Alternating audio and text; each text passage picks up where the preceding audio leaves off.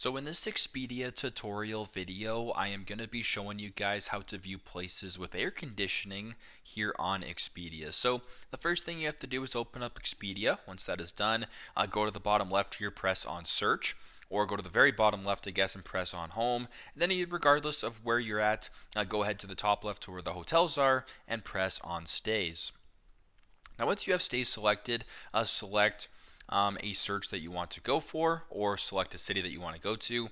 For this demonstration, I'll just press on New York City right here, then go to the bottom and press on search.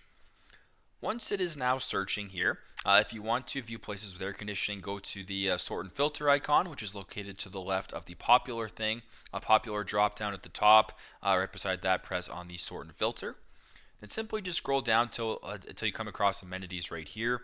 And if you're looking for air conditioning, which would obviously be great if the place you're going to is quite warm, go to air conditioned right here, press on that, then go to the bottom and press on done. Now what you're going to be seeing here is a whole bunch of different refined searches that have air conditioning to offer. So super simple, super straightforward, but this is how to view places with air conditioning here on Expedia. Thanks again for watching, and I hope this video helps.